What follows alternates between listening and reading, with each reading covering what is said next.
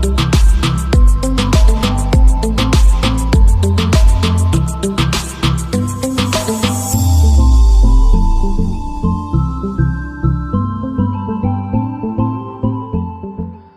Everyone, again welcome to my YouTube channel infinite vision. मेरा नाम है कौशल आनंद सिंह।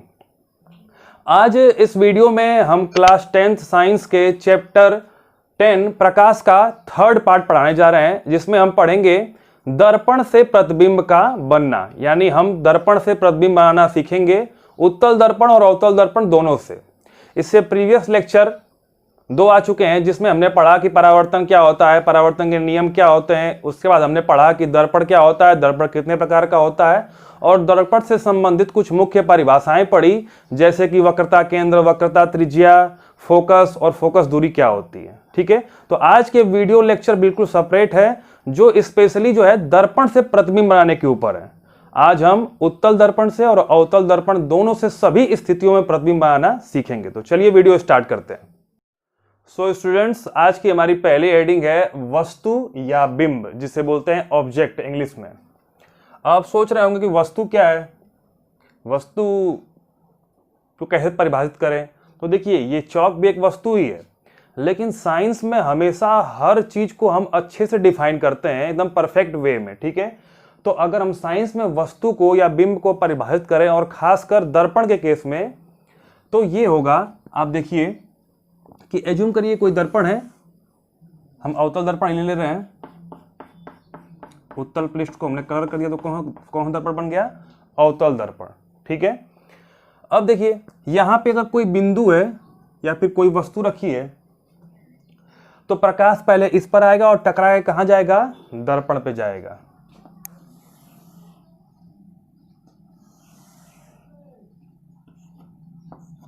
तो इन किरणों को क्या नाम दिया जाएगा, आपतित किरणें। ठीक है, परावर्तक तल पर आने वाली किरणों को क्या बोलते हैं, आपतित किरणें। ठीक है, अब जब यहां से परावर्तित होकर निकलेगी तो उसको बोलेंगे हम लोग परावर्तित किरणें। तो हम बोल सकते हैं कि वह बिंदु जहां से किरणें चलकर दर्पण पे आपतित होती हैं, उस बिंदु को हम कहते हैं वस्तु।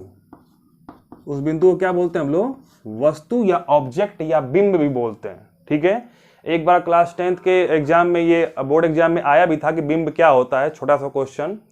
तो काफी स्टूडेंट कंफ्यूज हो गए थे, बिंब क्या होता है। तो वस्तु का दूसरा नाम बिंब होता है, और जब वस्तु का प्रतिबिंब बनेगा तो वही बिंब का क्या हो जाएगा, प्रतिबिंब, इमेज। तो कुल मिला के आप एक बार और समझ लीजिए कि वह बिंदु जहां से आपतित किरणें निकल रही हैं, यानी कि जहां से किरणें निकल कर और परावर्तक तल पे टकरा रही है, उस बिंदु को क्या बोलेंगे हम लोग, वस्तु बोलेंगे। ठीक है, अब अगली हेडिंग हमारी है प्रतिबिंब क्या होता है।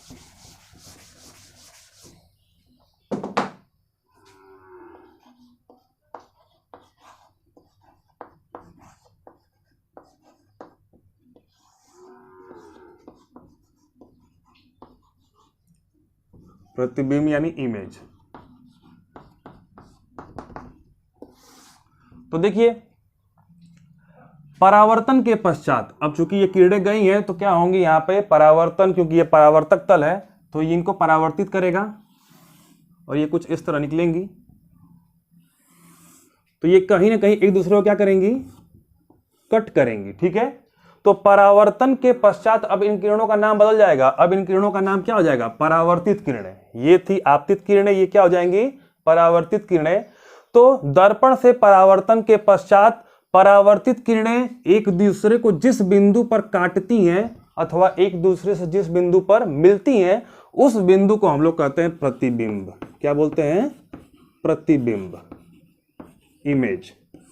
ठीक है, ये दर्पण के केस में हम लोग बोलते हैं वस्तु और प्रतिबिंब। बात समझ में आ गई।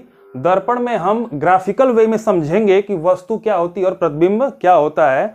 वैसे तो आप आम भाषा में जानते ही हैं कि अगर दर्पण के सामने खड़े हो गए तो आप वस्तु है, और जो दर्पण के अंदर दिखाई दे रहा आपकी छाया है वो क्या है, प्रतिबिंब है।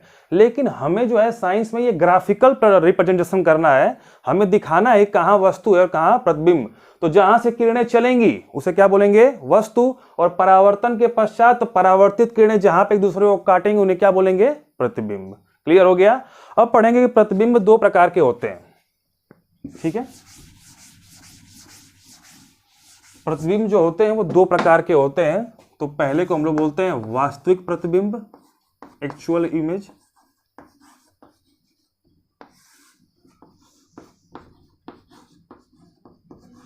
वास्तविक प्रतिबिंब, और दूसरे को हम लोग बोलते हैं आभासी, यानी इमेजिनरी है, ये वर्चुअल है, वर्चुअल इमेज।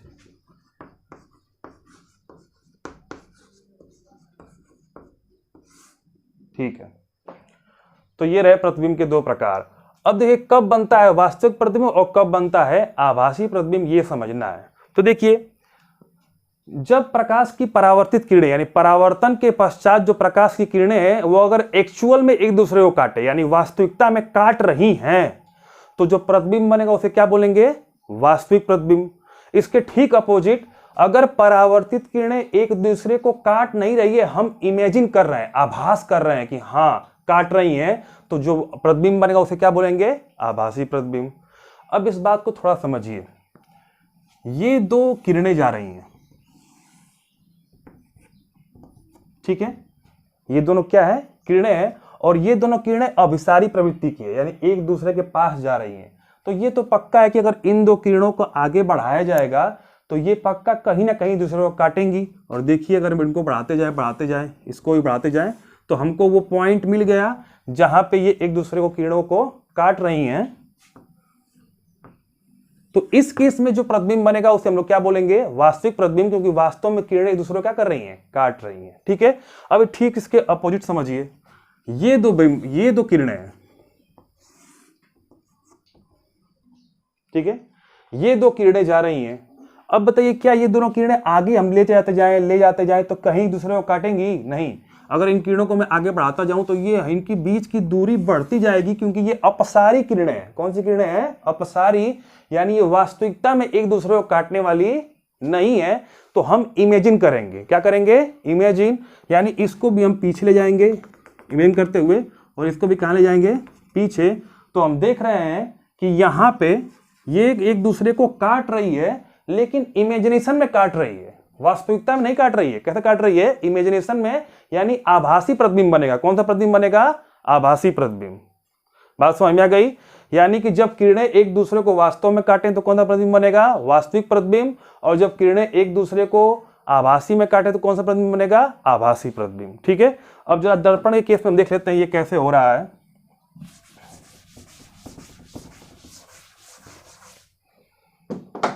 तो देखिए ये हमारा है अवतल दर्पण, यहां पे एक बिंदु है तो ये वस्तु होगा, यहां से किरणें गई, ठीक है, आपतित किरणें हो गई, टकराने के पश्चात ये कुछ यहां पे आई और यहां पे एक दूसरे को काटी। तो ये रहा हमारा ऑब्जेक्ट और ये रहा हमारा इमेज, ठीक है। लेकिन इस केस में ये वास्तविक किरणें हैं जो एक दूसरे को काट रही हैं, तो जो इमेज बनेगा वो कौन सा इमेज होगा, एक्चुअल इमेज, एक्चुअल इमेज, यानी कि वास्तविक प्रतिबिंब बन रहा है। ठीक है, अब बात कर लेते हैं कि उत्तल दर्पण में क्या होगा। तो देखिए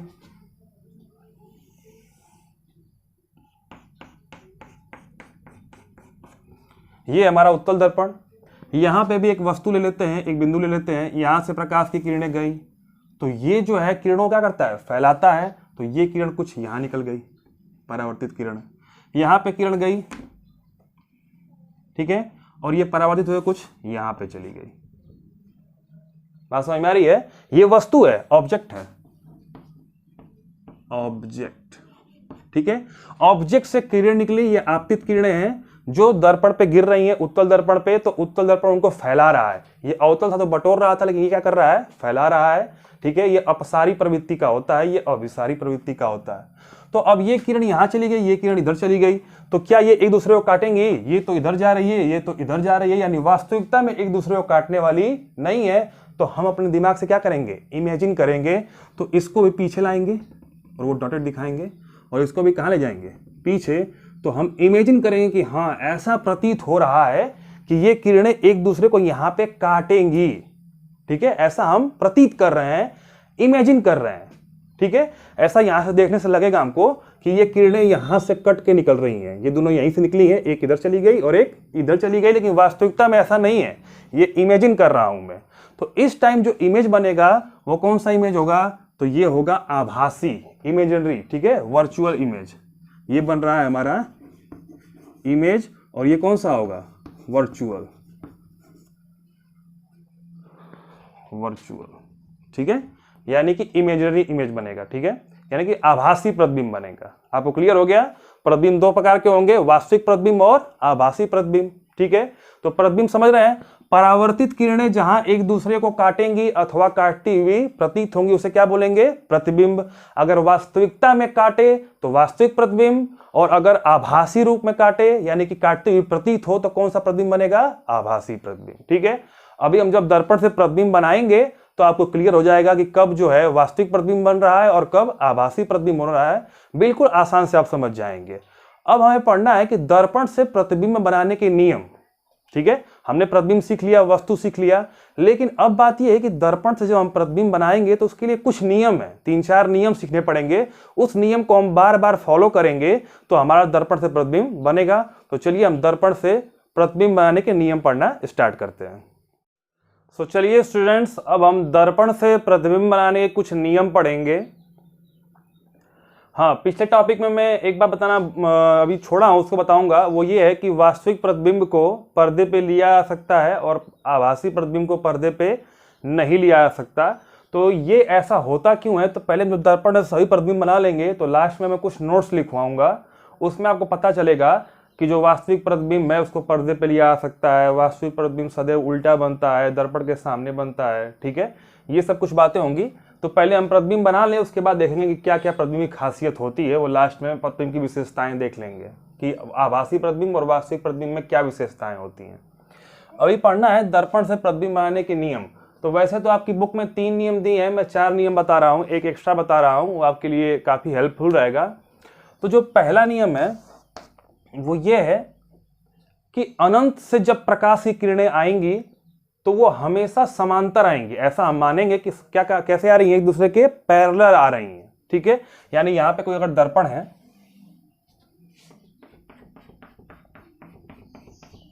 और वस्तु जो है अनंत पर है, भाई प्रकाश की किरणें कहां से आएंगी, पहले वस्तु से। ये बात दिमाग में बैठा लीजिए कि पहले प्रकाश वस्तु पे गिरेगा, फिर वस्तु से चल के कहां आएगा, दर्पण पे, फिर दर्पण से टकरा कर कहां जाएगा, एक दूसरे को काटेगा तो क्या बनेगा, प्रतिबिंब।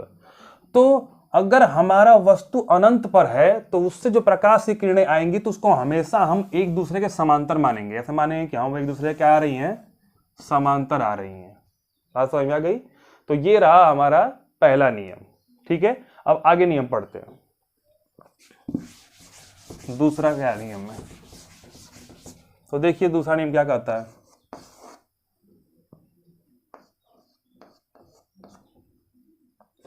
दूसरा नियम में कहता है कि चाहे उत्तल दर्पण हो चाहे अवतल दर्पण हो, मैं दोनों का एग्जांपल ले रहा हूं, ठीक है। तो ये हमारा अवतल दर्पण है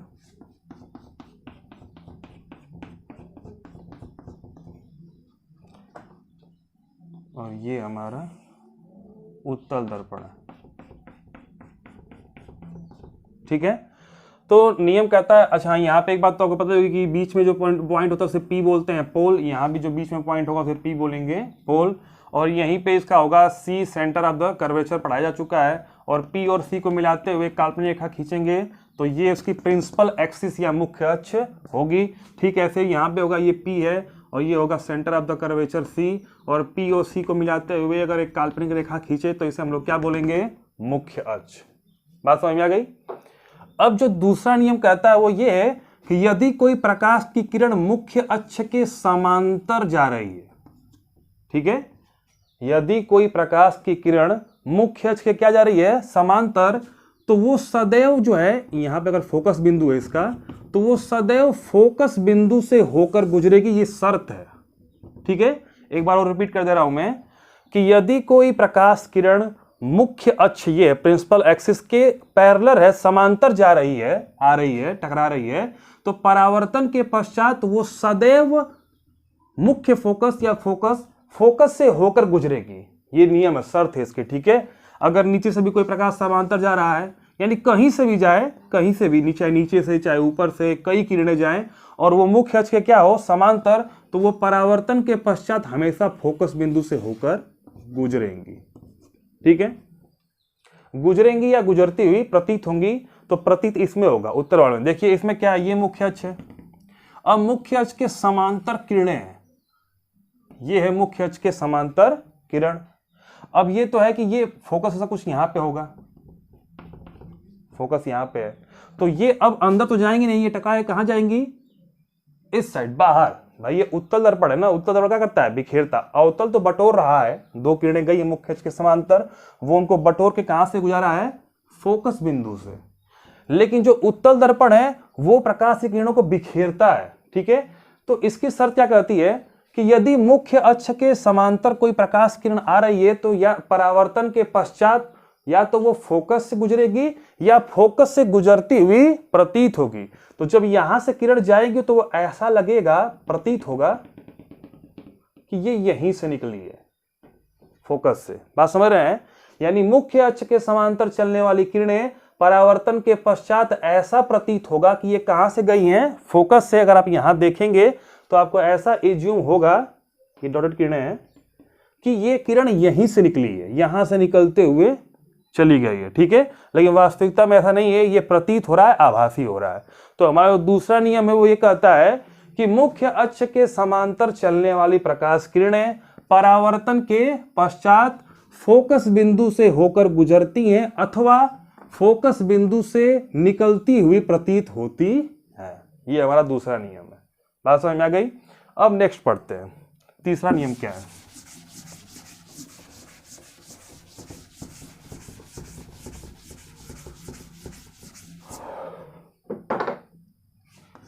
तो तीसरा नियम ठीक इसका अपोजिट है, पहले मैं फिगर बना लेता हूं।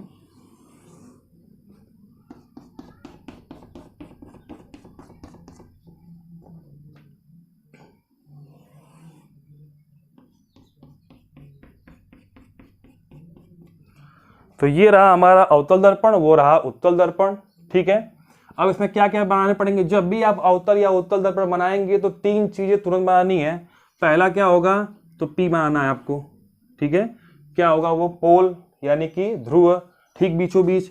उसके बाद यहाँ पे C आपको ये जूम करना है, यहाँ पे क्या होगा, यहाँ पे C यानी सेंटर ऑफ द कर्वेचर, और दोनों को मिलाते हुए एक काल्पनिक रेखा खींचनी है, यानी डॉटेड लाइन खींचनी है जो उसका मुख्य अक्ष को प्रदर्शित करेगी। और C और P के ठीक बीचों बीच आपको बनाना है F। क्या बनाना है, F, फोकस बिंदु ठीक बीच में होगा। ठीक है, आगे बात करेंगे हम लोग कि जो R होता है वो मतलब कि जो F होती फोकस दूरी, वो हमेशा R की यानी वक्रता त्रिज्या की आधी होती है। ठीक है, तो इसीलिए जो F होगा वो C और P क्या होगा, हमेशा बीच में होगा। इतना बना लिए।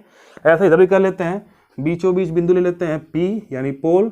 उसके बाद यहाँ पे कुछ C ले लेते हैं और इसको मिलाते हुए एक डॉटेड लाइन खींचते हैं और बीचों बीच बिंदु ले लेते हैं F, फोकस। ठीक है, क्योंकि फोकस दूरी वक्रता त्रिज्या की हमेशा क्या होती है, आधी होती है, यानी F बराबर R/2। इसको आगे पढ़ना है, प्रतिबिंब बनाना सीख जाएंगे उसके बाद।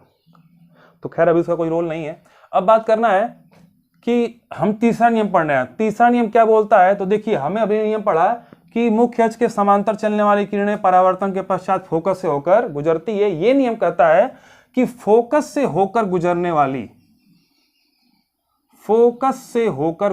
वाली प्रकाश की किरणें, यानी कि कोई किरण फोकस से होकर जा रही है तो वो परावर्तन के पश्चात मुख्य अक्ष के क्या हो जाएगी, समांतर हो जाएगी। ठीक है, यदि कोई प्रकाश किरण फोकस से होकर गुजर रही है तो वो परावर्तन के पश्चात मुख्य अक्ष के समांतर हो जाएगी, और होना ही पड़ेगा, क्योंकि जब हमने मुख्य अक्ष के समांतर भेजा था तो फोकस से गई, तो फोकस से भेजेंगे तो कहां जाएगी, मुख्य अक्ष के समांतर। हमने पढ़ा था और आप जानते भी हैं कि प्रकाश उत्क्रमणीय होता है, यानी कि पहले हमने ऐसे भेजा तो इधर चला गया, और जब इधर भेजेंगे तो इधर ही उसको आना पड़ेगा। तो दूसरा नियम कहता है कि यदि कोई प्रकाश किरण किसी दर्पण के फोकस से होकर गुजर रही है तो परावर्तन के पश्चात वो मुख्य अक्ष के समांतर हो जाएगी। अब इस केस में क्या होगा, तो इसमें एज्यूम वाला बात होगी। तो हम कहेंगे यदि कोई प्रकाश किरण फोकस की ओर आ रही है, फोकस की ओर आती हुई प्रतीत हो रही है, इसमें तो वास्तविकता में फोकस से होकर गुजरी है, तो फिर कहाँ हो गई, मुख्य अक्ष के समांतर। लेकिन इसमें क्या होगा, तो इसमें वास्तविकता में फोकस तो अंदर है, यानी दर्पण के पीछे साइड है, उधर प्रकाश की किरण जाने वाली तो है नहीं। लेकिन यहां से जब देखेंगे हम लोग तो हमको लगेगा कि यार ये जो किरण है ये फोकस पे ही आ रही है। तो हम कहेंगे कि फोकस की ओर आने वाली प्रकाश की किरणें परावर्तन के पश्चात मुख्य अक्ष के क्या हो जाती है, समांतर। परावर्तन के पश्चात मुख्य अक्ष के क्या हो जाती है, समांतर। ये हमारा मुख्य अक्ष है।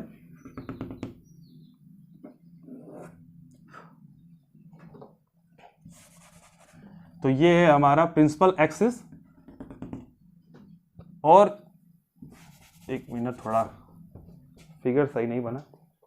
देखिए, फोकस की ओर आने वाली प्रकाश की किरणें परावर्तन के पश्चात मुख्य अक्ष के समांतर हो जाती है। ठीक है, एक बार मैं प्रॉपर तरीके से रिपीट कर दूं। जो हमारा तीसरा नियम है वो ये है कि फोकस से होकर जाने वाली प्रकाश की किरणें अथवा फोकस की ओर जाने वाली प्रकाश की किरणें, बात समझिएगा, फोकस से होकर जाने वाली प्रकाश की किरणें या फोकस की ओर जाने वाली प्रकाश की किरणें परावर्तन के पश्चात, यहां परावर्तन हो रहा है, परावर्तन के पश्चात मुख्य अक्ष क्या हो जाएगी, समांतर। परावर्तन के पश्चात मुख्य अक्ष क्या हो जाएगी, समांतर। ये वाली किरण इसके क्या है, समांतर, और ये वाली किरण मुख्य अक्ष क्या है, समांतर। परावर्तन के पश्चात क्या हो जाएगी, समांतर। यानी दूसरा और तीसरा नियम एक दूसरे के क्या है, अपोजिट है। दूसरा नियम बोल रहा था कि मुख्य अक्ष के समांतर चलने वाली किरणें फोकस से जाएंगी, ठीक है, और तीसरा नियम बोल रहा है कि फोकस से जब जाएगी तो मुख्य अक्ष क्या हो जाएगी, समांतर हो जाएगी। क्लियर हो गया। अब चौथा नियम देखते हैं और यही लास्ट नियम है।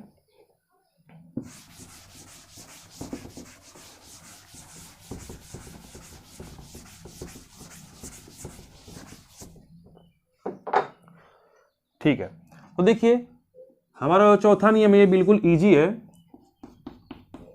ये नियम कहता है कि वक्रता केंद्र, पहले फिगर बना लेते हैं, ठीक है, तब तक सुनते रहिए। वक्रता केंद्र से होकर अथवा वक्रता केंद्र की ओर, वक्रता केंद्र से होकर अथवा वक्रता केंद्र की ओर जाने वाली प्रकाश की किरणें बिना विचलित हुए उसी मार्ग पर वापस लौट जाती है। यानी जिस मार्ग से आएगी उसी मार्ग से क्या हो जाएगी, वापस लौट जाएगी। तो देखिए यहां पे कुछ ज्यादा बड़ा फिगर मैंने बना दिया।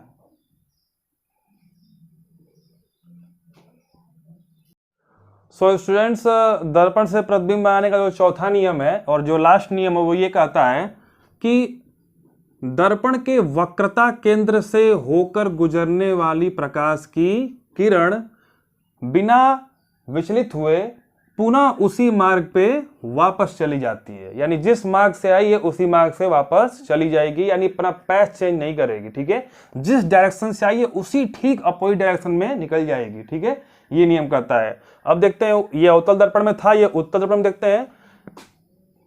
ये हमारा प्रकाशिक केंद्र है, तो सॉरी प्रकाशिक केंद्र नहीं, वक्रता केंद्र। कहीं कहीं मैं वीडियो में जो है वक्रता केंद्र को प्रकाशिक केंद्र बोल दे रहा हूं, क्योंकि लेंस में प्रकाशिक केंद्र बोलते हैं, इसे वक्रता केंद्र बोलते हैं, तो इसके लिए सॉरी, आप समझ लीजिएगा। ये वक्रता केंद्र है। तो वक्रता केंद्र के ठीक ओर आने वाली प्रकाश की किरणें पुनः उसी परावर्तन के पश्चात पुनः उसी मार्ग पे वापस लौट जाती है। ठीक है, अब मैं इस नियम को रिपीट कर रहा हूं, आप समझिए। ये नियम बोल रहा है कि दर्पण के वक्रता केंद्र से होकर जाने वाली प्रकाश की किरणें, दर्पण के वक्रता केंद्र से होकर जाने वाली प्रकाश की किरणें परावर्तन के पश्चात पुनः उसी मार्ग पे वापस लौट आती है। यहां क्या बोलेंगे, तो दर्पण के वक्रता केंद्र की ओर, आप देख रहे हैं ना, ये किरण तो यहीं तक जाएगी, लेकिन ऐसा लग रहा है देखे कि हाँ, ये अगर यहाँ पे अगर ये पारदर्शी होता तो ये ठीक वक्रता केंद्र तक जाती। तो वक्रता केंद्र की ओर जाने वाली प्रकाश की किरणें परावर्तन के पश्चात पुनः उसी मार्ग पे लौट जाती। अब चाहे कितनी भी किरणें हो, मान लो यहां से कोई किरण गई और ये प्रकाशिक केंद्र से होकर जा रही है, तो ये मुड़ के कहीं नहीं जाएगी, जिस रास्ते से आई है उसी रास्ते से क्या हो जाएगी, वापस हो जाएगी। यहां से कोई किरण है, और ये जा रही है ठीक वक्रता केंद्र की ओर, तो ये टकराने के बाद कहीं इधर उधर नहीं मुड़ेगी, ठीक उसी रास्ते पर क्या चली आएगी, वापस चली आएगी। ठीक है, तो ये है हमारे दर्पण से प्रतिबिंब बनाने का लास्ट नियम। कहता है कि अगर वक्रता केंद्र से प्रकाश की किरण गुजर रही है अथवा वक्रता केंद्र की ठीक ओर आ रही है तो परावर्तन के पश्चात वो कहीं नहीं मुड़ेगी, ठीक उसी मार्ग पे वापस चली आएगी। ठीक है, तो ये रहे दर्पण से प्रतिबिंब बनाने के 4 नियम। आपकी बुक में 3 है, मैंने 4 पढ़ा दिए। एक एक्स्ट्रा पढ़ाया था कि जब अनंत पे कोई वस्तु रखी होगी तो उससे जो प्रकाश की किरणें आएंगी वो एक दूसरे क्या होगी, समांतर, और उसे हम मुख्य अक्ष के समांतर भी मानेंगे। और अब हम पढ़ेंगे दर्पण से प्रतिबिंब बनाना। तो पहले पढ़ेंगे अवतल दर्पण से प्रतिबिंब बनाना और फिर पढ़ेंगे उत्तल दर्पण से प्रतिबिंब बनाना। ठीक है, सो स्टूडेंट्स अब स्टार्ट करते हैं इस वीडियो सेगमेंट का सबसे इंपॉर्टेंट टॉपिक। वो ये है अवतल दर्पण से प्रतिबिंब बनाना, यानी हम अब प्रतिबिंब बनाना सीखेंगे। तो अवतल दर्पण से प्रतिबिंब बनाने की 6 स्थितियां हैं और 6 स्थितियों में हम लोग प्रतिबिंब बनाएंगे। तो जो पहली स्थिति वो ये है कि जब वस्तु अनंत पर स्थित हो, यानी कि अवतल दर्पण रखा हो और जो हमारी वस्तु है वो कहां पे हो, अनंत पे। तो पहले हम अवतल दर्पण बना लेते हैं जल्दी से।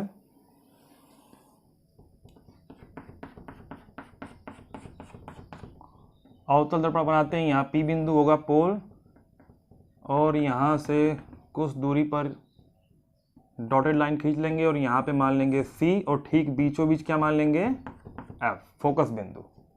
ये काम तो हमेशा करना है।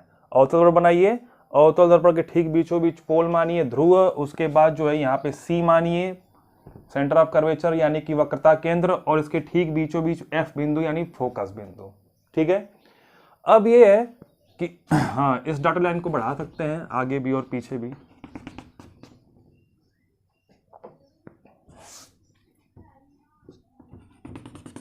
ठीक है, अब हमारी वस्तु कहां पे है, अनंत पे है।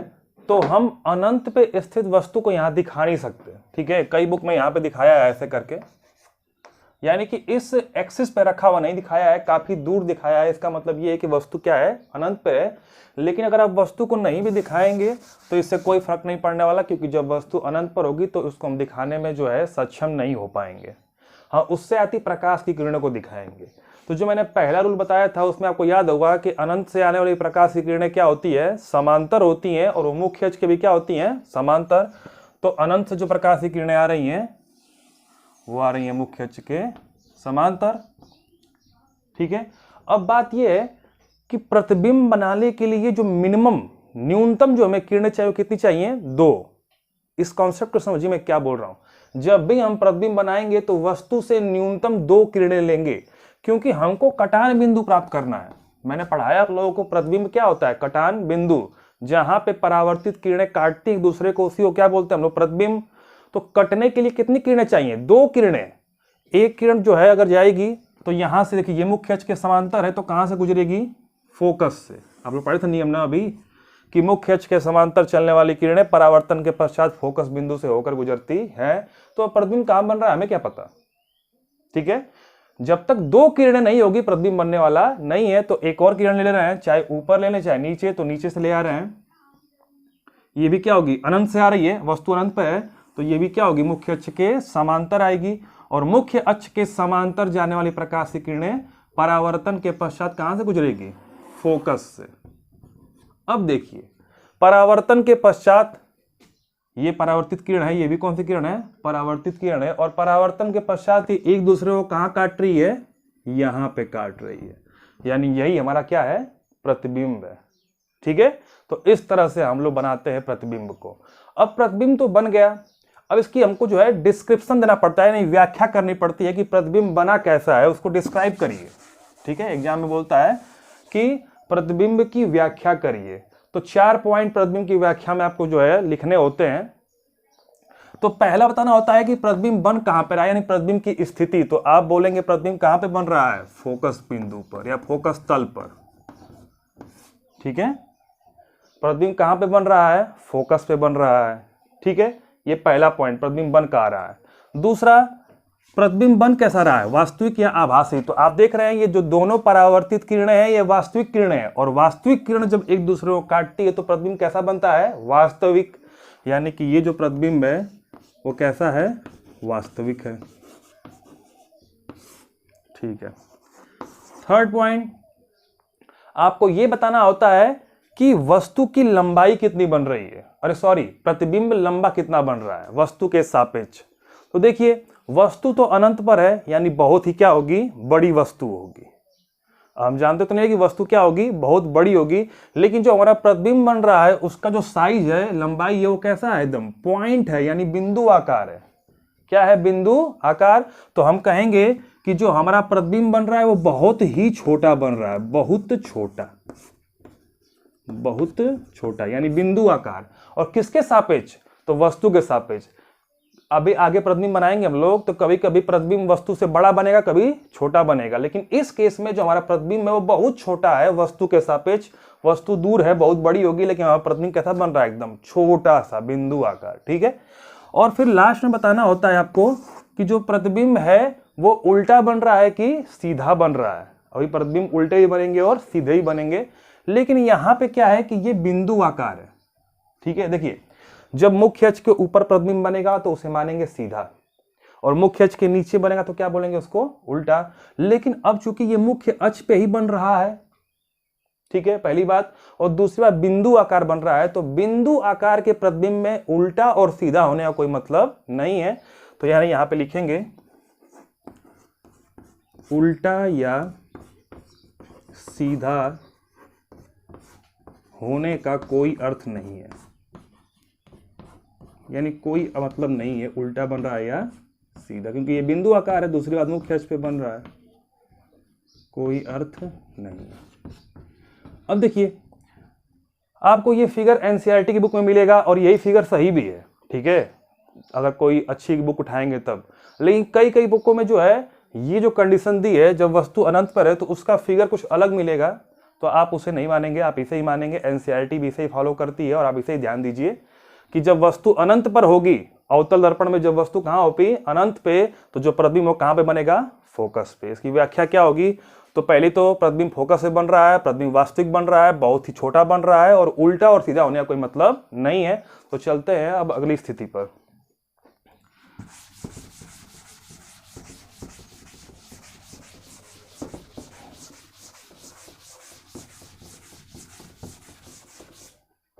जब वस्तु अनंत तथा, अब थोड़ा सा वस्तु को पास लाएंगे, पहले अनंत थी, जब वस्तु अनंत तथा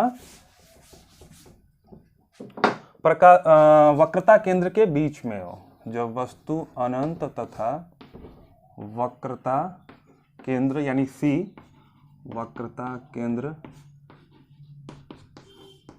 के बीच स्थित हो।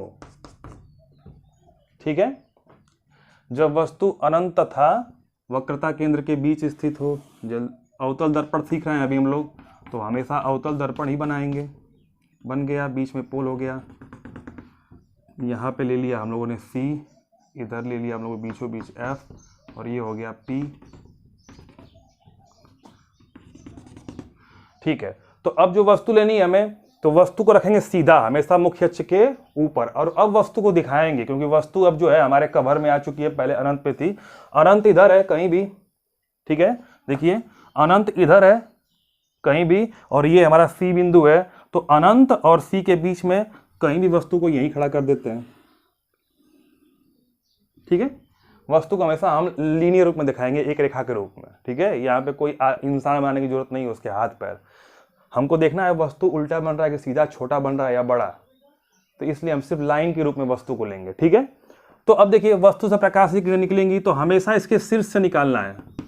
ठीक है, शीर्ष से, ऊपर से, नीचे से नहीं निकालना। तो शीर्ष से किरणें निकलेंगी, कितने निकालेंगे, 2। एक से तो काम चलने वाला है नहीं, प्रतिबिंब बनाने के लिए कितनी किरणें चाहिए, 2, और 3 किरणें क्यों निकालेंगे, क्योंकि 2 ही से हमारा काम चल जाएगा, और तीसरी किरण निकालोगे तो वो भी वहीं पे कटेगी। 2 किरणें जहां एक दूसरे को काट रही हैं, तीसरी किरण भी वहीं काटेगी, इसीलिए हमको 3 किरणें निकालने की जरूरत नहीं है, हमेशा कितने निकालेंगे हम लोग, 2 किरणें। तो रूल देखिए, पहला आप निकालेंगे शीर्ष से मुख्य अक्ष के समांतर, मुख्य अक्ष के समांतर निकल गई। तो रूल क्या पढ़ा है, मुख्य अक्ष के समांतर चलने वाली प्रकाश की किरणें परावर्तन के पश्चात फोकस से होकर निकलती है। ठीक है, दूसरा कहां से ले जाएंगे, तो प्रकाशिक केंद्र से। तो देखिए प्रकाशिक थोड़ा सा दर्पण को हम लोग बड़ा कर लेते हैं, किरणें वहाँ तक भी पहुँच सकती है। अब दूसरा जाएगा हमारा प्रकाशिक केंद्र से, ठीक है। ये जो हमारी लाइन है थोड़ी सी टेढ़ी बन रही है, आप समझ सकते हैं। प्रकाशिक केंद्र से होकर ये गया।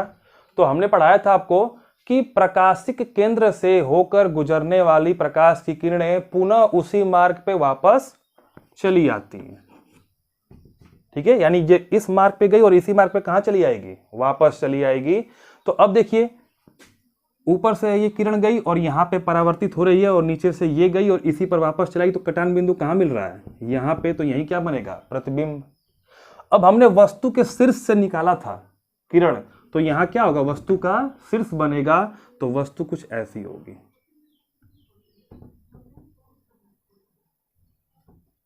तो देखिए स्टूडेंट्स, हमने जो है प्रतिबिंब प्राप्त कर लिया है जब वस्तु अनंत तथा वक्रता केंद्र के बीच थी। अब प्रतिबिंब की क्या करनी है, व्याख्या करनी है। तो व्याख्या में वैसा 4 पॉइंट होंगे।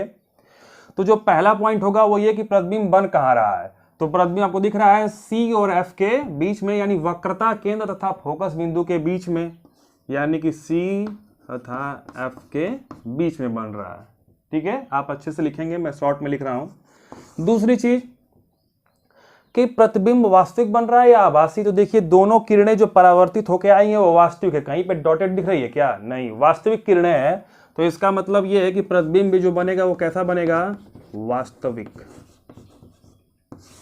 तीसरा पॉइंट ये है कि प्रतिबिंब जो है उल्टा बन रहा है कि सीधा। तो देखो, मुख्य अक्ष के ऊपर जो बनेगा प्रतिबिंब वो कैसा बनेगा, सीधा, और जो नीचे बन रहा है वो कैसा बनेगा, उल्टा। ये तो मैंने बताया ही है। साथ में ये देखिए कि शीर्ष से निकाली थी हमने किरणें, ये शीर्ष था और ये आधार था, टॉप और बॉटम।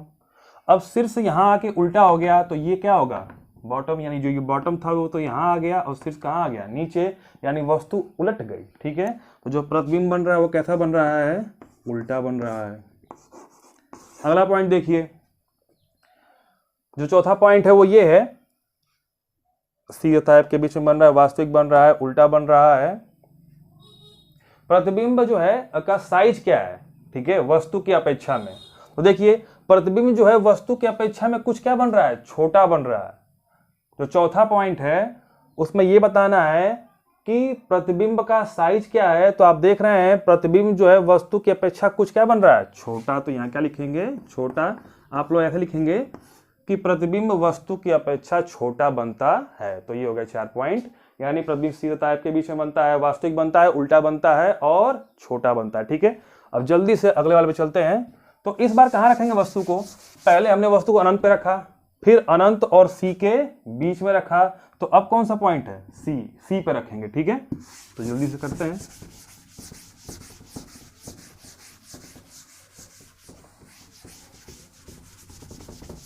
जब वस्तु C पर स्थित हो, जब वस्तु C पर स्थित हो, ठीक है। अवतल दर्पण ही जल्दी से बनाएंगे, क्योंकि अवतल दर्पण से ही पहले हम प्रतिबिंब बना रहे हैं, उत्तर से बाद में बनाएंगे।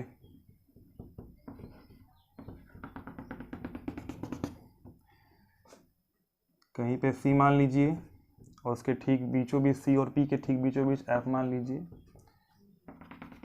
ठीक है। इस बार वस्तु को हमने रखना है C पे, ठीक है। अब क्या होगा, तो बिल्कुल वही 2 किरण निकालनी हम लोगों को। तो पहली किरण क्या होगी, तो देखिए, मुख्य अक्ष के समांतर ले जाएंगे, हमेशा ले जाते हैं। मुख्य अक्ष के समांतर जो किरण जाएगी वो कहां से टकरा कर वापस आएगी, फोकस बिंदु से आ गई वापस, ठीक है। अब जो है अगली किरण जो जाएगी वो कहां से जाएगी, तो हम लोग देखिए बार बार C से गुजार रहे थे, लेकिन अब C पे ही वस्तु को रख दिए हैं। तो एक और नियम मैंने बताया था आप लोगों को कि अगर फोकस से गुजारा जाएगा तो क्या हो जाएगा, मुख्य अक्ष के समांतर। तो देखिए, इस बार हम जो है ये वाला नियम लगा रहे हैं, इसके फोकस से गुजार रहे हैं, तो ये जाएगा ऐसे, मुख्य अक्ष क्या हो जाएगा, समांतर। तो आप देख रहे हैं यहीं पे क्या बन रहा है, प्रतिबिंब। और आप देखेंगे तो ये C बिंदु है, तो ठीक C बिंदु पर ही प्रतिबिंब बन गया, ठीक C बिंदु पर क्या बन गया, प्रतिबिंब, ठीक है। और प्रतिबिंब क्या बन गया, उल्टा, और क्या बन गया, बराबर बन गया। अब बात को समझिएगा, मैंने सिर से दो किरणें निकाली, तो पहली किरण कैसे गई, मुख्य अक्ष के समांतर, तो कहां से गई, फोकस से। अब दूसरा, मैं प्रकाशीय केंद्र से गुजार नहीं सकता क्योंकि प्रकाशीय केंद्र खुद ही बैठा हुआ है ये, तो मैंने क्या किया, फोकस से गुजारा, तो फोकस से गुजरने वाली प्रकाशीय किरणें मुख्य अक्ष क्या हो जाती हैं, समांतर। रूल तो याद है ना, रूल रहेंगे तभी काम चल पाएगा। अब ये दोनों किरणें एक दूसरे को यहीं पे काट रही हैं, ठीक है। तो आप देख रहे हैं कि प्रतिबिंब सी पे ही बन रहा है, यानी वस्तु भी सी पे थी और प्रतिबिंब कहां बन रहा है, सी पे। तो जल्दी से हम प्रतिबिंब की व्याख्या करते हैं। तो प्रतिबिंब की व्याख्या के लिए 4 पॉइंट हमेशा की तरह। पहला, प्रतिबिंब कहां बन रहा है, सी पर। दूसरा, प्रतिबिंब वास्तविक बन रहा है कि आभासी, तो दोनों परावर्तित किरणें कैसी हैं, वास्तविक, कोई डॉटेड लाइन नहीं है, तो हमारा जो प्रतिबिंब भी बनेगा वो कैसा बनेगा, वास्तविक।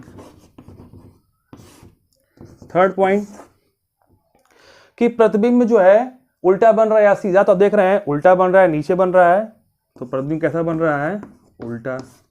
चौथा पॉइंट कि प्रतिबिंब का आकार क्या है, तो वस्तु के क्या है, बराबर है, यानी जो हमारा प्रतिबिंब है वो वस्तु के बराबर बन रहा है, ठीक है। तो ये हो गए 4 पॉइंट।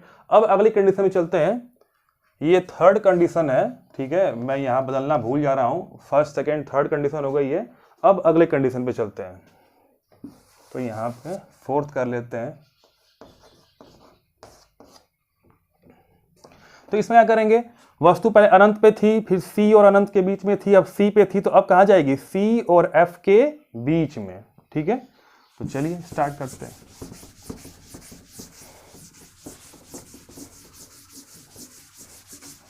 जब वस्तु C तथा F के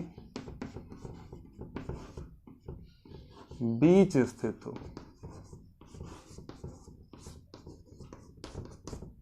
ठीक है। तो अवतल दर्पण बनाइए। आप लोग भी कॉपी पेन पर बना के ट्राई करते रहिए, तभी बन पाएगा। अगर आप वीडियो में देखेंगे तो शायद पेन कॉपी में बनाएंगे साथ में तो ज़्यादा समझ में भी आएगा और फिर आपको एग्जाम में बनाने में मदद भी होगी, क्योंकि बनाना तो आप ही को है। तो ये रहा पोल, ठीक है। इसमें एक बिंदु ले लेते हैं यहाँ पे C और ठीक बीचों बीच बिंदु ले लेते हैं F, हो गया। अब रखना है C तथा F के बीच में, तो यहीं बीचों बीच रख लेते हैं, चाहे कहीं भी थोड़ा इधर उधर भी रखेंगे तो कोई दिक्कत नहीं, C और F के बीच में होना चाहिए। तो ये हो गया हमारा वस्तु। अब क्या करेंगे, तो पहली किरण कैसे जाएगी, तो पहली किरण जाएगी हमारे साथ मुख्य अक्ष के समांतर, और कहाँ से निकलेगी, फोकस से। मुख्य अक्ष के समांतर जाने वाली किरणें कहाँ से निकलती हैं, फोकस से, ठीक है। अब दूसरी किरण कहाँ से जाएंगे, तो प्रकाशीय केंद्र तो पीछे है, तो कहाँ से ले जाएंगे, फोकस से ही, ठीक है। तो फोकस से गुजारेंगे, तो फोकस से गुजरने वाली प्रकाशीय किरणें मुख्य अक्ष के क्या हो जाती है, समांतर, तो यानी अब ये हो जाएगी क्या, समांतर, ठीक है। तो आप देख रहे हैं ये वस्तु जो है यहाँ पे कट रही है एक दूसरे को, यहाँ का कट रही है यहाँ पे, तो ये हो गया हमारा प्रतिबिंब और ये हो गया हमारा C बिंदु, ठीक है। तो अब देखिए प्रतिबिंब की क्या करनी है, हमको व्याख्या करनी है, तो करते हैं। तो पहली बात तो ये कि आप लोग बात रही साथ में देखिए प्रतिबिंब बन कहां रहा है, ठीक है। तो प्रतिबिंब बन रहा है C और इधर क्या है, अनंत, यानी कि C तथा अनंत के बीच में, यानी बियॉन्ड द C बन रहा है, अनंत के बीच में जो हमारा प्रतिबिंब बन रहा है वो C के बियॉन्ड बन रहा है, C के बाहर बन रहा है, ठीक है। यानी C और अनंत के बीच में कहीं भी बनेगा, ठीक है। दूसरा क्या है कि प्रतिबिंब वास्तविक बन रहा है कि आभासी, तो देखो दोनों किरणें जो परावर्तित होकर आई वो वास्तविक है, तो प्रतिबिंब जो बनेगा वो क्या बनेगा, वास्तविक। थर्ड पॉइंट कि प्रतिबिंब जो है उल्टा बन रहा है सीधा, तो प्रतिबिंब कैसा बन रहा है, उल्टा बन रहा है।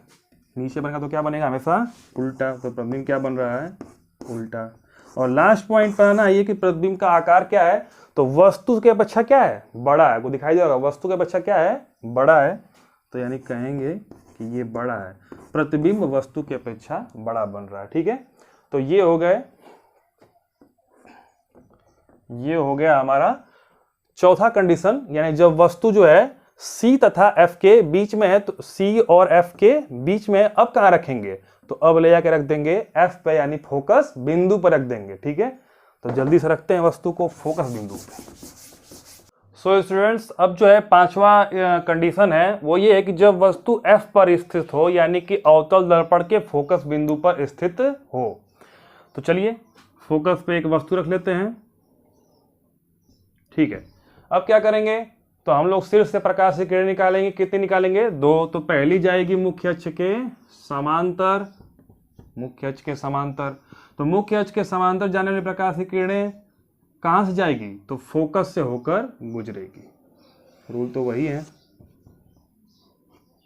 मुख्य अक्ष के समांतर जाने वाली किरणें सदैव फोकस से होकर गुजरती हैं। ठीक है, अब अगली किरण कहां से गुजारे, तो ये बड़ी जो है सोचने वाली बात है।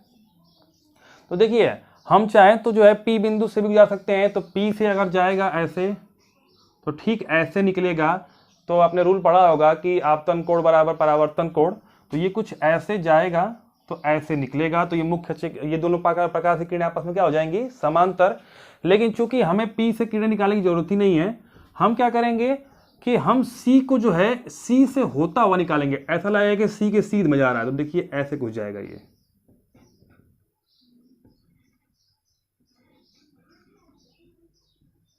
ये प्रकाश की किरण को हम ऐसे जा रहे हैं। ठीक है, हम जिधर चाहे प्रकाश की किरण जा सकते हैं, हमारे ऊपर होता है। तो हमने इसको भेजा है प्रकाश की किरणों को, तो ये लग रहा है कि हाँ ये C के सीध में जा रहा है। ठीक है, तो ये जो है वापस, अगर C से, मैंने कहा था ना, या तो C से निकलती हुई प्रकाश की किरणें, या तो कोई प्रकाश किरण C से निकले अथवा C से होती हुई जाए। तो दोनों कंडीशन में होगा क्या कि वो किरण उसी मार्ग से वापस चली आएगी। तो अगर ये ऐसे गई है तो इसी मार्ग से कहां चली आएगी, वापस चली आएगी। ठीक है, तो आप देख रहे होंगे कि ये दोनों किरणें क्या होंगे, ये दूसरे के समांतर। ये भी परावर्तित किरण है, ये भी क्या है, परावर्तित किरण है। बात समझ में आ गई। तो दोनों किरणें एक दूसरे के क्या हो गई, समांतर हो गई। तो हम जानते हैं कि अगर कोई किरण ऐसे है तो पक्का है कि इसको आगे बढ़ाएंगे तो एक दूसरे को क्या करेंगी, काट देंगी। लेकिन अगर कोई किरण समांतर है, कोई रेखा समांतर है, तो इसे कहीं भी बढ़ाते जाओ, ये कि दूसरे से काटने वाली नहीं है। यानी कि इस कंडीशन में प्रतिबिंब कहां बन रहा है, अनंत पे बन रहा है। क्योंकि वास्तविकता में तो एक दूसरे को कहीं काटेगी नहीं। तो हम लोग ऐसा एज्यूम करेंगे कि ये दोनों किरणें एक दूसरे को जाके अनंत पे हो सकता है काटे, तो हम बोल देंगे प्रतिबिंब कहां बन रहा है, अनंत पे। जो चीजें हमारे समझ से बाहर होती है उसको हम बोलते हैं अनंत, यानी अपरिभाषित है ये। ठीक है, तो ये प्रतिबिंब कहां पे बनेगा, अनंत पे। तो चलिए प्रतिबिंब की व्याख्या करते हैं। तो पहली बात, प्रतिबिंब कहां पे बनेगा, अनंत पे। आपने एक बात क्लियर की होगी कि जब हमने वस्तु को अनंत पे रखा तो प्रतिबिंब कहां बना था, फोकस पे। अब हमने वस्तु को कहां रख दिया, फोकस पे, तो प्रतिबिंब कहां बन रहा है, अनंत पे। यही होती है उत्क्रमणीयता। ठीक है, दूसरा पॉइंट क्या है कि प्रतिबिंब उल्टा बन रहा है कि सीधा बन रहा है। तो पहली बात तो ये कि प्रतिबिंब जहां बन रहा है वहां हम देख तो सकते नहीं कि उल्टा बन रहा है कि सीधा बन रहा है। लेकिन आप देख रहे हैं कि जो हमारी प्रकाश की किरणें वो कहां जा रही हैं, नीचे। मुख्य अक्ष कहां जा रही है, नीचे। तो हम बोल सकते हैं कि हाँ प्रतिबिंब उल्टा बन रहा होगा। लेकिन यहां ये भी बोल सकते हैं कि उल्टा या सीधा बनने का कोई मतलब नहीं है, लेकिन ज्यादातर आपको उल्टा ही दिखेगा। तीसरा क्या है कि प्रतिबिंब का आकार क्या होगा। ठीक है, तीसरा क्या है, प्रतिबिंब का आकार क्या होगा। तो प्रतिबिंब जो है वस्तु के अपेक्षा बहुत बड़ा बनेगा, क्योंकि अनंत पे बन रहा है। तो अब पता नहीं कितना बड़ा बनेगा, लेकिन हम सोच सकते हैं कि हाँ वो बहुत क्या बनेगा, बड़ा बनेगा। तो बहुत बड़ा। ठीक है, अब जो है अगली कंडीशन है ये कि वास्तविक बनेगा कि आभासी। ये सबसे इंपॉर्टेंट है। ठीक है, तो देखो जब ये किरणें एक दूसरे को काट ही नहीं रही हैं तो हम बता ही नहीं सकते कि ये प्रतिबिंब वास्तविक बन रहा है कि आभासी बन रहा है। ठीक है, इसका जो है बताना बहुत ही मुश्किल है। बात समझ में आ गई। लेकिन चूंकि ये किरण हमने उल्टा माना है और हमने माना है कि ये प्रकाश की किरण, ये दोनों किरणें कैसी हैं, वास्तविक हैं, और ये दोनों कहाँ जा रही हैं, अनंत पे। तो हमने माना है कि हाँ अनंत पे ये किरणें मिल रही होगी। मैं एक बार फिर से रिपीट कर रहा हूं, हम लोग मान रहे हैं कि ये दोनों किरणें अनंत पे जाके मिल रही होंगी, तो पक्का है कि मिल रही हैं, वास्तविक किरणें हैं, तो हम कहेंगे कि हाँ प्रतिबिंब भी क्या होगा, वास्तविक। अन्यथा हम ये कह सकते हैं कि वास्तविक या आभासी होने का कुछ पता नहीं है, कोई मतलब नहीं है। तो आप यहाँ पे ध्यान दीजिए, यहाँ पे कोई भी चीज जो है एक्यूरेट नहीं है, ये तीनों पॉइंट जो है वो एक्यूरेट नहीं है, उल्टा बन रहा है या सीधा, कोई मतलब नहीं। लेकिन फिर भी हमने एज्यूम किया कि हाँ प्रकाश किरण नीचे आ रही है। पहली बात तो ये कि एक दूसरे को काट ही नहीं रही है, तो प्रतिबिंब बनने का कोई मतलब निकल नहीं रहा है, फिर भी प्रतिबिंब बनता हुआ हम मानेंगे, ठीक है। अब प्रतिबिंब अनंत पे बन रहा है तो ठीक है, कैसा बन रहा है, उल्टा, क्योंकि मुख्य अक्ष के नीचे किरणें जा रही हैं। उसके बाद हमने माना है कि हाँ प्रतिबिंब जब बन रहा होगा अनंत पे बहुत दूर पे, तो प्रतिबिंब क्या बन रहा होगा, बहुत ही बड़ा बन रहा होगा। और लास्ट में हमने माना है कि प्रतिबिंब कैसा बन रहा होगा, वास्तविक। लेकिन रियलिटी में तो ये किरणें एक दूसरे को कभी काटने वाली नहीं है, ठीक है। तो ये रहा हमारा पांचवा कंडीशन कि जब वस्तु फोकस पे स्थित हो, ठीक है। तो अब चलते हैं आगे।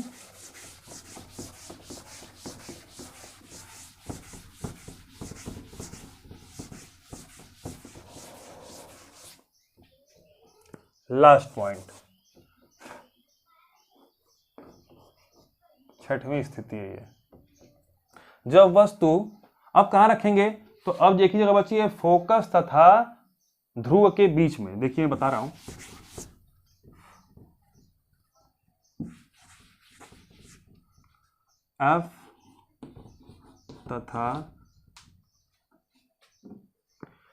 एफ तथा पी के बीच में, ठीक है। जब वस्तु एफ तथा पी के बीच में हो, तो देखिए ये रहा हमारा अवतल दर्पण, ये यहां पे रहा हमारा पी,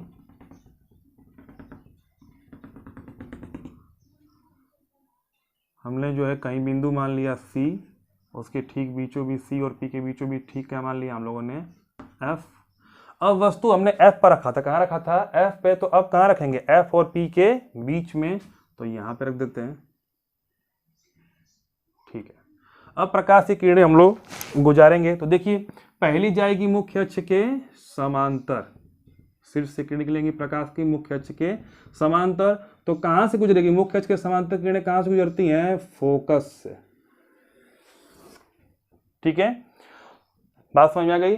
अब देखिए दूसरी किरण कहां से गुजारेंगे, तो दूसरी किरण जो है हम तो या तो यहां पी से भी टकरा सकते हैं, या तो हम जो है सी के सीध में, देख लें सी वाले में नियम पढ़ाया था मैंने, तो यहां से निकलती हुई प्रतीत करेंगे, ठीक है। ऐसा लगेगा कि जो है यहां से जा रही है,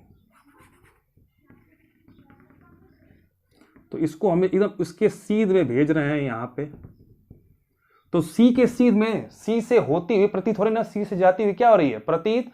तो ये वापस भी कैसे आएगी, सी से, यानी अपने मार्ग को बदलेगी नहीं, तो ये जाएगी कुछ ऐसे। बात समझ में आ गई।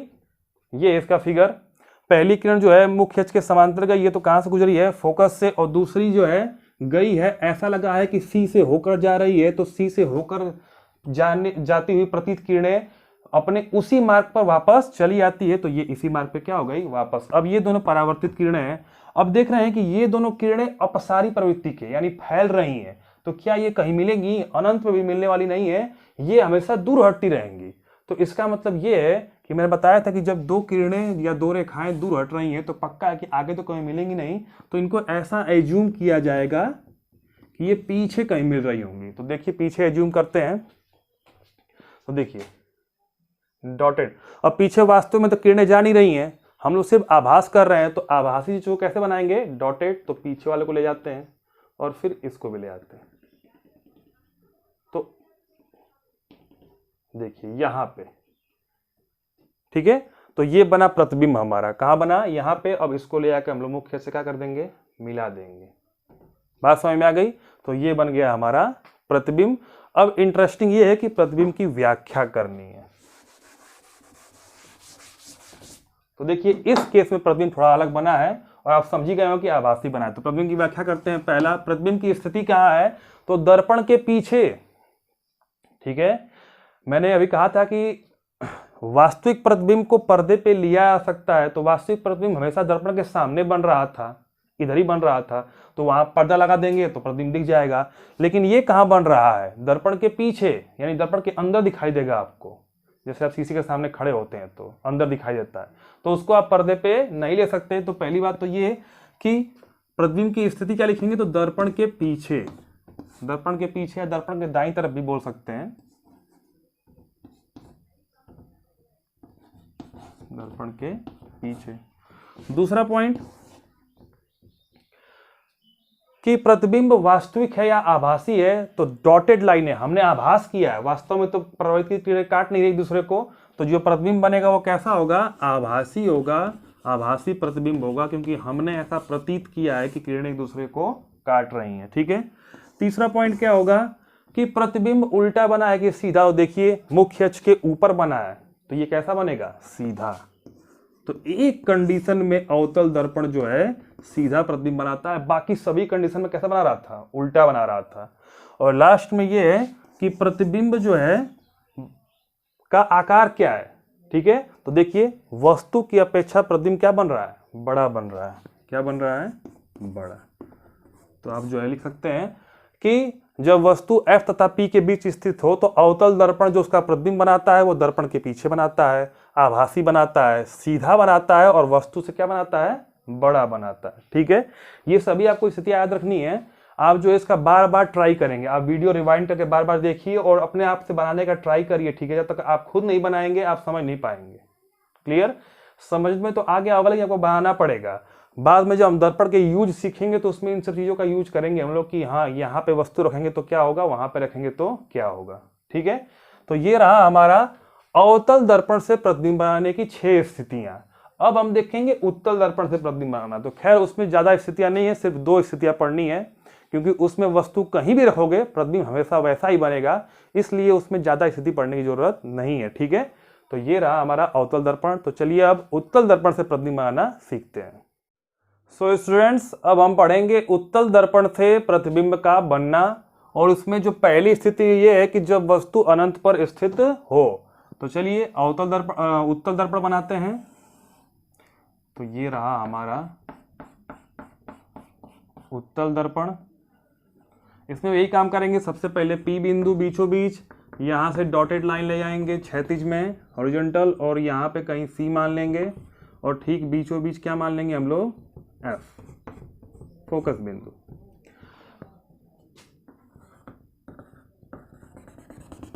अब वस्तु को बाईं तरफ रखते हैं हमेशा, आगे चिन्ह पर पाटी नियम में पढ़ेंगे हम लोग कि वस्तु को सदैव कहाँ रखते हैं, बाईं तरफ रखते हैं। तो इधर ही रख लेते हैं। तो पहली बात तो ये कि जब वस्तु अनंत पर है तो अनंत पे वस्तु है, तो अनंत पर वस्तु को दिखाने की जरूरत नहीं है, क्योंकि हम देख नहीं सकते। फिर भी आप चाहे तो इधर दिखा सकते हैं कि हाँ वस्तु कहीं पे है, लेकिन उससे कोई मतलब नहीं है। हमें दिखाना है प्रकाश की किरणें। तो प्रकाश की किरणें जो है अनंत से है तो कैसे आएंगी, समांतर। तो 2 किरणें लेनी पड़ेगी। तो पहली आई ऐसे कुछ मुख्य अक्ष के समांतर। तो देखिए ये उत्तल दर्पण है तो ये प्रकाश को फैलाएगा। अब देखिए नियम याद है ना कि उत्तल दर्पण में मुख्य अक्ष के समांतर चलने वाली किरणें परावर्तन के पश्चात ऐसा प्रतीत होगा कि फोकस से होकर जा रही हैं। अवतल दर्पण में फोकस से होकर जा रही थी, इसमें ऐसा प्रतीत होगा कि ये फोकस से होकर गुजर रही हैं, यानी कुछ इधर निकल गई, इधर से आई इधर चली गई परावर्तित किरणें। ठीक है, इसके बाद एक और किरण लेते हैं नीचे से, चाहे कहीं से भी ले जाइए, नियम तो वही रहेगा। तो ये रहा हमारा मुख्य अक्ष के समांतर, अनंत से है वस्तु तो मुख्य अक्ष के समांतर किरणें आ रही हैं, ये भी वही काम करेगी। ऐसा प्रतीत होगा कि कहां से जा रही है, ये फोकस से होकर निकल रही है। ठीक है, तो अब देखिए परावर्तित किरण पहली इधर जा रही है और दूसरी कहां जा रही है, इधर। तो ये किरणें क्या कभी एक दूसरे को काटेंगी नहीं, ये तो इधर जा रही है इधर, तो एक दूसरे को कभी वास्तविकता में काटने वाली नहीं है। तो इन दोनों को काटने के लिए हमें क्या करना पड़ेगा, इमेजिन करना पड़ेगा, यानी कि आभास करना पड़ेगा। तो इन दोनों किरणों को जब हम पीछे लाएंगे तो ऐसा प्रतीत हुआ कि ये कहीं दूसरे को काट रही है, तो हम जानते हैं कहाँ काटेंगे, फोकस पे, क्योंकि ऐसा लग रहा है कि दोनों किरणें कहाँ से निकल रही हैं, फोकस पे। तो अगर दोनों किरणों को हम पीछे ले जाएंगे तो जाहिर सी बात है कहाँ पे मिलेंगी, फोकस पे। ठीक है, तो प्रतिबिंब कहाँ पे बन गया, फोकस पे। चलिए जल्दी से व्याख्या कर लेते हैं। तो प्रतिबिंब की व्याख्या में लिखेंगे पहला पॉइंट कि प्रतिबिंब जो है कहाँ पे बन रहा है, तो F बिंदु पर। कहाँ बन रहा है, F पर। बात समझ में आ गई। जब वस्तु अनंत पे तो प्रतिबिंब कहाँ बन रहा है, एफ पर। दूसरी बात करेंगे, प्रतिबिंब वास्तविक बन रहा है कि आभासी बन रहा है। तो देखिए दोनों किरणें जो है वास्तविक नहीं है, आभासी किरणें हैं, डॉटेड किरणें हैं। तो जो हमारा प्रतिबिंब बनेगा वो कैसा होगा, आभासी। और आभासी प्रतिबिंब जो है सदैव दर्पण के पीछे ही बनता है। पिछले बार देखा था अवतल दर्पण में, ये भी कहाँ बना है, पीछे, दर्पण के सामने नहीं बना है। ठीक है। तीसरा पॉइंट ये कि दर्पण प्रतिबिंब जो है वो उल्टा बन रहा है कि सीधा। तो देखिए प्रतिबिंब फिर से बिंदु आकार बना है। कैसा बना है, बिंदु आकार। और बिंदु आकार में उल्टा या सीधा कोई मतलब नहीं है। तो यहां लिख देंगे उल्टा या सीधा होने का कोई अर्थ नहीं है। अलग अलग बुक में आपको ये कुछ चेंज मिल सकता है, लेकिन सही यही है। ठीक है। अगला पॉइंट क्या है कि प्रतिबिंब का आकार क्या है। ठीक है। तो जाहिर सी बात है वस्तु कहां पे है, अनंत पे। तो एज्यूम करेंगे हम वस्तु बहुत बड़ी होगी, कितनी भी बड़ी होगी, लेकिन प्रतिबिंब कैसा बन रहा है, बिंदु आकार, यानी बहुत ही क्या बन रहा है, छोटा। तो प्रतिबिंब कैसा बन रहा है, बहुत छोटा। बात समझ गई। चार चीजें आपको डिस्क्राइब करनी पड़ेगी हर प्रतिबिंब में, चाहे ऊपर नीचे करिए, स्थिति बाद बता दीजिए। ये ऊपर नीचे हो जाएगा, लेकिन ये चारों पॉइंट आपको डिस्क्राइब करने पड़ेंगे। तो ये रहा हमारा पहला कि जब वस्तु कहां पे हो, अनंत पर हो, तो प्रतिबिंब में ये एक खासियत होती है। अब जो है चलते हैं सेकेंड कंडीशन। सेकेंड कंडीशन क्या होगा, तो जब वस्तु जो है अनंत और पी के बीच में कहीं रख दो। ठीक है। अभी मैं समझा रहा हूं। देखो अवतल दर्पण में कई बिंदु थे, यहाँ पे सी था, यहाँ पे एफ था, तो बार बार हम यहाँ वहां रख रहे थे, लेकिन यहाँ पे कोई बिंदु ही नहीं है। यहाँ पे अनंत पे रखे। अब अगला बिंदु कौन है, पी। तो हम रखेंगे अनंत और पी के बीच में। अब पी पे तो रखेंगे नहीं, पी तो दर्पण के अंदर ही एकदम वही पॉइंट है। तो कहाँ रखेंगे, अनंत और पी के बीच में। ठीक है, पहली बात। दूसरी बात कि आप जो है अब वस्तु को कहीं भी रखेंगे, प्रतिबिंब हमेशा एक ही जैसा प्राप्त होगा। यानी कि इसमें इतनी ज्यादा स्थितियां पढ़ने की जरूरत नहीं है। जैसे अवतल दर्पण में क्या था कि हर स्थिति में प्रतिबिंब अलग अलग प्राप्त हो रहा था, कभी छोटा, कभी बड़ा, कभी दूर, कभी पास। लेकिन इसमें क्या है कि एक तो कंडीशन ये हो गई कि वस्तु जब अनंत पे है, लेकिन अनंत से अब थोड़ा सा पास आओगे, पोल के थोड़ा सा क्या होगे, पास, तो प्रतिबिंब हमेशा एक जैसा ही बनेगा। ठीक है। तो देखते हैं।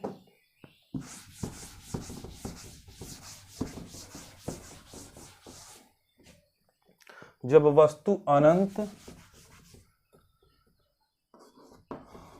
तथा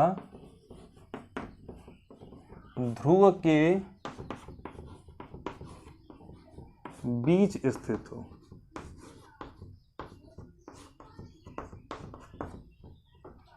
तो ये रहा हमारा प्यारा दुलारा उत्तल दर्पण। कलर कर दिया। पी बिंदु यहाँ पे मान लिया C और यहाँ पे मान लिया F। ठीक है। अब देखिए वस्तु को यहीं पर रख लेते हैं।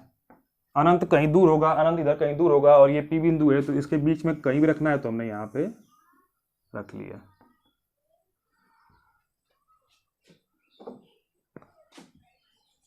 ठीक है, इतना बड़ा ले लेते हैं। अब बात करते हैं, चाहे थोड़ा सा बड़ा ही ले लेते हैं। ठीक है। अब बात करेंगे कि यहां से क्या करेंगे, तो फिर तो रूल तो वही है प्रतिबिंब बनाने के नियम कि पहला शीर्ष से जाएगा प्रकाश जो है मुख्य अक्ष के समांतर। तो ये कहां जाएगा, तो फोकस से निकलता हुआ क्या होगा, प्रतीत होगा। यानी ऐसा प्रतीत होगा कि ये फोकस से निकल रहा है। ठीक है, ये रूल तो आपको क्लियर है ना। मुख्य अक्ष के समांतर जाने वाली किरणें फोकस से निकलती हुई प्रतीत होती है। ठीक है। अब बात यह है कि अगली किरण कहां से ले जाएंगे, तो अगली किरण जो है आप जो है सी से ले आ सकते हैं, सी के सीध में। तो देखिए सी का सीध कहां है, इन दोनों का। ठीक है। तो ये जा रहा है सी के पास, एकदम ऐसा लग रहा है कि कहां जा रहा है, सी के पास। बात समझ में आ रही है, कहां जा रहा है, सी के पास। तो अब जो सी के सीध में जा रहा है, तो मैंने नियम पढ़ाया था आप लोगों को लास्ट वाला कि वक्रता केंद्र की ओर जाने वाली प्रकाश की किरणें या वक्रता केंद्र से होकर जाने वाली प्रकाश की किरणें ठीक उसी मार्ग से पुनः वापस लौट जाती है। यानी ये इसी मार्ग पर आएगा तो इसी मार्ग पर पुनः वापस लौट भी जाएगा। बात समझ में आ गई, सीधे निकल जाएगा इसी मार्क पे। क्लियर हुआ? तो अब देखिए यहां पे एक किरण यहां जा रही है ऊपर इधर, और एक किरण इधर जा रही है, तो दोनों किरणें फिर से एक दूसरे को काटने वाली नहीं है। पुनः हमें कहां जाना पड़ेगा? पीछे। तो दोनों को पीछे लेकर आते हैं डॉटेड करके, तो एक दूसरे को कहां काट रही हैं? यहां पे, ये बिंदु मिला। तो अब जो है प्रतिबिंब बनाते हैं, ये शीर्ष मिला है तो इसको नीचे ले जाकर मिला देते हैं, तो ये बन गया हमारा प्रतिबिंब। ठीक है, ये बन गया हमारा प्रतिबिंब। अब क्या करना है प्रतिबिंब की व्याख्या? तो देखिए पहला पॉइंट तो ये कि प्रतिबिंब बन कहां रहा है, तो देखिए दर्पण के ध्रुव तथा फोकस के बीच में, यानी कि P तथा F के बीच में दर्पण की स्थिति है। दूसरा, जो प्रतिबिंब है वो वास्तविक बन रहा है कि आभासी? तो देखिए जो दोनों किरणें हैं वो आभासी किरणें हैं, वास्तविकता में ये दोनों किरणें इधर जा रही है, एक दूसरे को काटने वाली नहीं है। तो जो प्रतिबिंब बनेगा वो कैसा होगा? तो प्रतिबिंब बनेगा आभासी। तीसरा पॉइंट ये कि जो हमारा प्रतिबिंब है वो उल्टा बन रहा है कि सीधा? तो सीधा बन रहा है, क्योंकि मुख है क्या है? ऊपर, तो प्रतिबिंब बन रहा है हमारा सीधा। और जो लास्ट पॉइंट है कि प्रतिबिंब का आकार क्या है, तो वस्तु की अपेक्षा क्या है? छोटा है। वस्तु की अपेक्षा क्या है? छोटा। बात समझ में आ गई? तो ये रहा हमारा, जब वस्तु अनंत तथा ध्रुव के बीच में है। अब वस्तु को जो यहां रखोगे तब भी यही कंडीशन प्राप्त होगी, वस्तु को थोड़ा सा दूर रखोगे तब भी यही कंडीशन प्राप्त होगी। आप चाहे तो अपने कॉपी पेन पर बार बार प्रतिबिंब वस्तु को इधर उधर करके बना सकते हैं, दूर रख के, पास रख के, हमेशा जो है यही कंडीशन फॉलो होगी। क्या फॉलो होगी?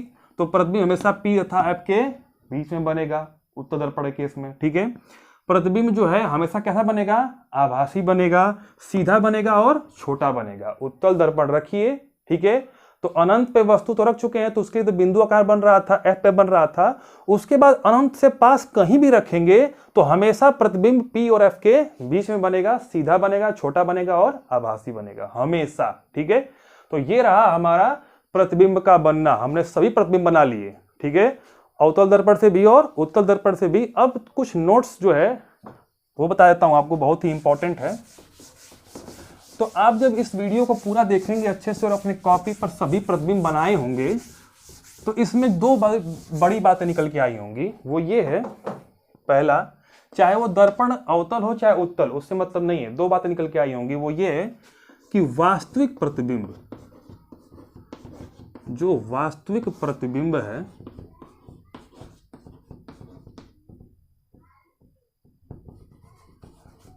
वास्तविक प्रतिबिंब, ठीक है, वो सदैव कैसा बन रहा था?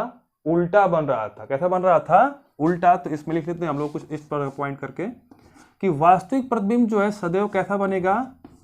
उल्टा बनेगा। गारंटीड है, आप चाहे तो सारे मिला सकते हैं। वास्तविक प्रतिबिंब सदैव कैसा बनेगा? उल्टा बनेगा। दूसरी बात कि वास्तविक प्रतिबिंब हमेशा दर्पण के बाएं तरफ बना होगा। किधर बना होगा? बाएं, यानी दर्पण के सामने। तो वास्तविक प्रतिबिंब सदैव दर्पण के सामने, दर्पण के सामने, यानी जिधर वस्तु है, ठीक है ना, या फिर कहते हैं वस्तु की ओर, सबसे अच्छा है। वास्तविक प्रतिबिंब सदैव वस्तु की तरफ बनता है। वस्तु की तरफ यानी कि दर्पण मान लो हमने यहां रख लिया, तो वस्तु इधर रखी तो प्रतिबिंब भी किधर बनेगा? इधर ही बनेगा। ठीक है, वस्तु की ओर बनता है, या फिर आप ऐसे भी समझ सकते हैं कि बाईं तरफ बनता है। ठीक है, और तीसरी पॉइंट ये है कि वास्तविक प्रतिबिंब को पर्दे पे लिया जा सकता है। तो वास्तविक प्रतिबिंब जो है किसी न किसी बिंदु पर बन रहा था, वहां पर्दा लगा देंगे तो प्रतिबिंब क्या हो जाएगा? बन जाएगा। तो देखिए इसका एग्जांपल, आप लोगों ने मूवी देखी होगी बाजीराव मस्तानी, तो उसमें एक सीन है शीश महल का, जिसमें एक ऐसा व्यवस्था की जाती है, अरेंजमेंट, जिससे कि जब बाजीराव आते हैं तो उनका जो फिगर है, उनका जो प्रतिबिंब है वो पर्दे पे दिखाई देता है। तो वहां अवतल दर्पण का ही प्रयोग किया होता है। क्यों? क्योंकि अवतल दर्पण जो प्रतिबिंब बनेगा वो कैसा बनेगा? हमेशा वास्तविक, एक कंडीशन में आभासी बनेगा। ठीक है, तो ज्यादातर वो क्या बनाता है? वास्तविक। और वास्तविक प्रतिबिंब को अवतल दर्पण पर बनाया जा सकता है। ठीक है, अब देखिए दूसरा पॉइंट, आभासी प्रतिबिंब में क्या खासियत होती है? ठीक इसके उल्टी खासियत होगी। दोनों एक दूसरे के दुश्मन हैं, ठीक है, तो दुश्मनी निभाएंगे अच्छी तरह से। आभासी प्रतिबिंब के अंदर जो खासियत होगी पहली ये कि आभासी प्रतिबिंब जब भी बना होगा वो कैसा बना होगा, सीधा बना होगा। कैसा बना होगा, सीधा। ठीक है, जब बिंदु रहा होगा तब तो छोड़ दीजिए, वो बिंदु है तो फिर सीधा या उल्टा होने का कोई मतलब नहीं है, लेकिन उसे आप सीधा मान भी सकते हैं। आभासी है तो क्या होगा, सीधा। ठीक है, अब जो है सीधा बन गया। दूसरा, बना किधर था, तो हमेशा दर्पण किधर बना है, पीछे। दर्पण के सामने कभी नहीं बन रहा था, वस्तु की ओर कभी नहीं बन रहा था। कहां बन रहा है, दर्पण के पीछे।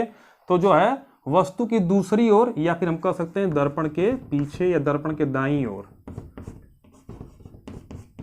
दर्पण के पीछे, बिहाइंड द मिरर।